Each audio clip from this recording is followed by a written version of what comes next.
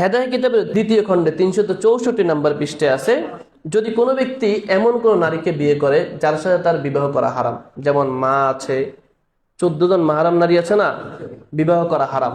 এখন কেউ যদি জেনে বুঝে এরপরও বিয়ে করে তাহলে তার উপরে কোনো শাস্তি হবে না।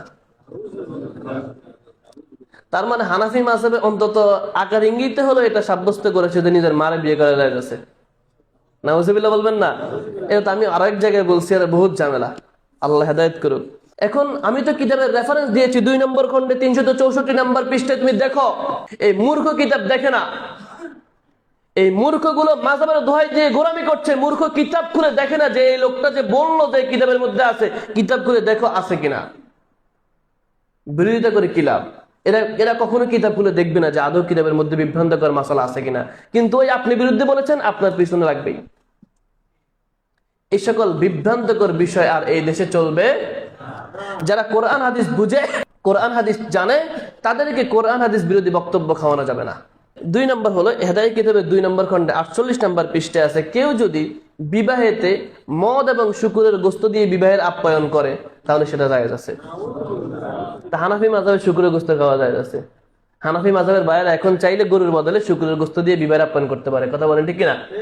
আর শরবতের বদলে, বোরহানির বদলে মদও দিতে পারে। তাদের কিতাবে আছে 2 নম্বর খণ্ডে 48 নম্বর পৃষ্ঠায়। মূর্খরে বলেন যে মূর্খ, তোর কিতাব খুলে দেখ আছে কিনা। আমার কথা যদি সামান্য পরিমাণ, এক যারা পরিমাণ যদি কেউ আসমানের নিচে জমিনের উপর যতদিন পর্যন্ত আমি বেঁচে আছি প্রমাণ করতে পারে আমি মিথ্যা কথা বলেছি, তাহলে সে যে শাস্তি দেবে সে শাস্তি মেনে নেব।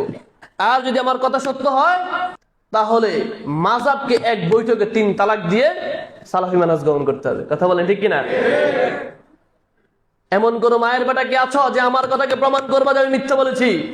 তোমাদের কিতাবের মধ্যে আছে। 3 নম্বর আছে 2 নম্বর খণ্ডে 362 নম্বর পৃষ্ঠায়, কেউ যদি নিজের সন্তান এবং দাসের সাথে সহবাস করে, যদিও সে জানে এটা হারাম, তার কোনো গুনাহ হবে না, তার কোনো শাস্তি হবে না। নাউজুবিল্লাহ বলবেন না? কত নম্বর খণ্ডে? 2 নম্বর খণ্ডে 362 নম্বর পৃষ্ঠায়। হানাফি মাযহাবে নিজের মেয়ের সাথে, সন্তানের সাথে, নাউজুবিল্লাহ। আপনারা জোরে নাউজুবিল্লাহ বলেন না? এটা ধর্ম হয় কি করে? যেই কিতাবে নিজের সন্তানের সাথে সহবাসটাকে জায়েজ বলে, এটা ধর্ম হয় কি করে? আর এই ধর্ম যুগ যুগ ধরে যারা মানছে এরা মুসলমান হয় কি করে?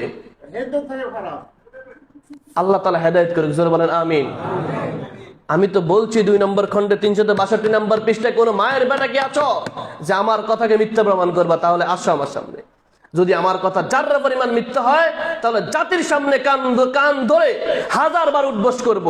আর যদি আমার কথা সত্য হয় তাহলে মাতাই ভাইয়েরা কান ধরে উঠবোস করে জাতির সামনে তওবা করে সালাফি মানহাজ গ্রহণ করবা। সালাফি মানহাজ গ্রহণ না করলে অন্তত মাযহাব ত্যাগ করো, কারণ মাযহাব এসেছে এই জাতিকে বিভক্ত আর পথভ্রষ্ট করার জন্য।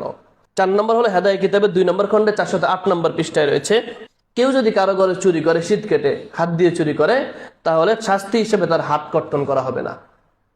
এটা যদিও একেবারে সহজ মনে হয় না, এটা কোরআন বিরোধী বক্তব্য। কোরআন বলেছে কেউ চুরি করলে হাত কেটে ফেলতে হবে, আর হানাফি মাযহাবের বাইরে বলছে না, চুরি করলে হাত কাটা যাবে না, কারণ তাদের ধর্মে চুরি করা জায়েজ আছে। কি বলেন? এই জন্য ওরা এমন জায়গায় কোরআন হাদিস চুরি করতেছে, কথা বলেন ঠিক কিনা? ঈমান চুরি করতেছে। গুড, আল্লাহ তাআলা হেদায়েত করুন।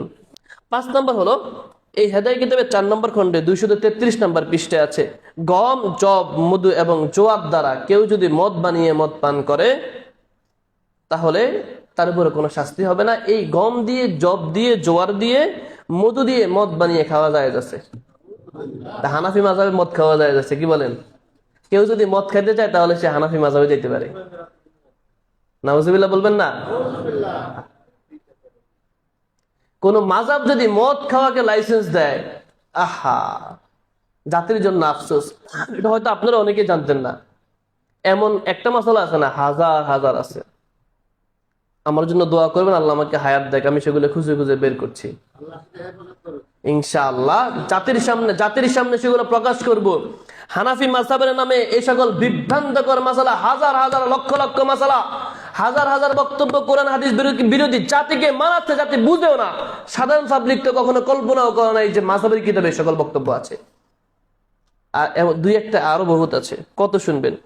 6 নম্বর হলো জঘন্য ফতোয়া, প্রথম খণ্ডে 248 নম্বর পৃষ্ঠায়, কেউ যদি মৃত লাশের সাথে জেনা করে, সহবাস করে এবং তার বীর্যপাত ঘটুক বা না ঘটুক, তার উপর কাফফারা বর্তাবে না।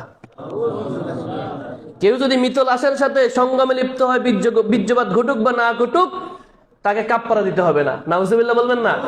এটা ধর্ম হয় কি করে? যেই ধর্ম, যেই মাযহাব মৃত লাশের সাথে সহবাসে জেনার জায়েজ বলে, আস্তাগফিরুল্লাহ, নাউজুবিল্লাহ, এই সকল বিভ্রান্ত মাযহাব যারা মানে তাদের বিরুদ্ধে আল্লাহ তাআলা জানে আমি কি ওয়ার্ড ব্যবহার করব, কোন ওয়ার্ড আসতেছে না। তাহলে হানাফি মাযহাবে মৃত লাশের সাথে জেনা করা জায়েজ আছে। কি বলেন? কিতাব লিখছেন এত বছর পরে, তারপরে চালায়া দিচ্ছেন ইমাম আবু হানিফার নামে। নাউজুবিল্লাহ বলবেন না? 593 হিজরিতে, কোথায় 150 আর 593 হিজরিতে, এত বছর পরে এসেও চালায় দিছে ইমাম আবু হানিফার নামে মাসালা। নাউজুবিল্লাহ। কি মাসালা লিখছে? মাদ্রাসার পাঠ্য বই, আলিয়া মাদ্রাসায় পড়ায়, কওমি মাদ্রাসাও পড়ায়। 3 এবং 4 নম্বর পৃষ্ঠায় লেখকের পরিচিতি আপনারা পাবেন। লেখকের পরিচিতি সেখানে রয়েছে যে এই লেখক, তার জন্ম তারিখ পাওয়া যায় না, তিনি মাদ্রাসায় জীবনে কখনো পড়েন নাই, ধর্মীয় শিক্ষা বলতে ওনার কিছু নাই।